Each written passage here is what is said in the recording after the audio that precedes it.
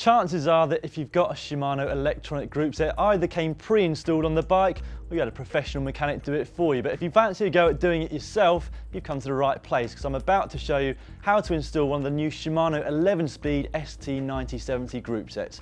To install the actual electronic parts of the group set, all you're going to need is a 2.5mm Allen key plus one of these specialist Shimano tools, a TLEW02. You're also going to need the tools to remove and replace your crankset and bottom brackets, and to finish the job off, a chain tool. Di2 kits have everything you need to fit the wiring, junction boxes and battery.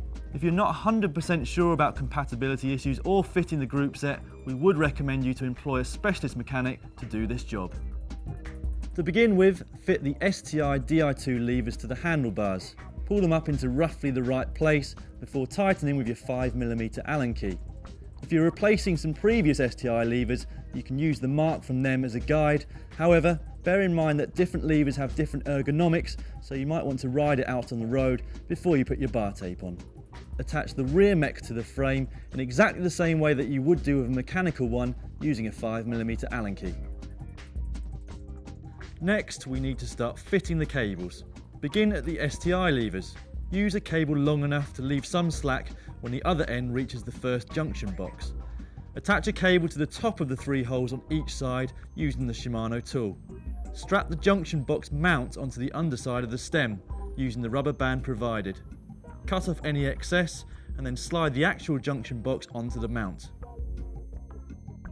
If you have bars with internal cable routing, thread the cables through and then pop the ends of them into either side of the box using the Shimano tool. Next, take a longer cable and put one end into the middle hole of the junction box. Our frame has internal cable routing, so thread the other end of the cable through the frame until the end pops out the side of the bottom bracket shell. Next, feed one of the shorter cables through the frame hole by the front mech until it also comes out the side of the bottom bracket. Take another one of the longer cables and feed one end through the hole by the rear mech and poke it through until it comes out the same place as the others.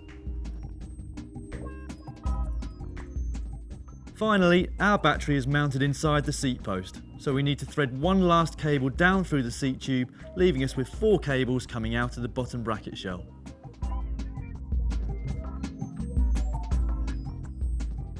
Routing cables internally is easier said than done, but we have got a new video coming soon with some extra hints and tips. Next, take the other smaller junction box and press the cable ends in using your tool. It doesn't matter which cable goes in which hole, but for neatness, put the forward facing cables in the front and the others in the back. Feel inside your frame to see which internal hole is the biggest and push the junction box and all of the wires up into it. It's time to replace your bottom bracket and crankset. Now you can put your front mech on. Ours is a band-on, and like a mechanical mech, the bottom of the outer cage should be around 2mm above the chainrings. Once the mech is tightened into place, use your 5mm Allen key to loosen the screw on the drive side of the mech, and then use your 2mm Allen key to set the frame stop screw. Next, you need to adjust the high and the low stops on the front and rear mechs. The method is exactly the same as mechanical mechs, and you can see how to do it by checking out our video here.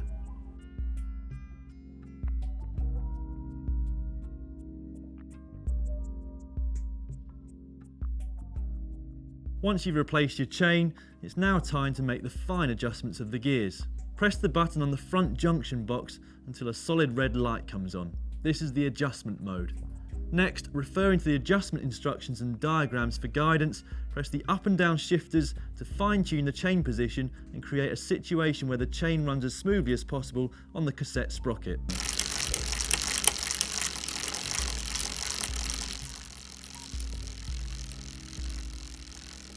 Then press the button on the junction box again so that the red light goes off. This is regular shifting mode. Repeat this until every gear shift is perfect, then do the same on the other shifter to adjust the front derailleur so that the chain shifts and runs smoothly on both chain rings. Finally, you need to replace the brake cables and rewrap the bar tape.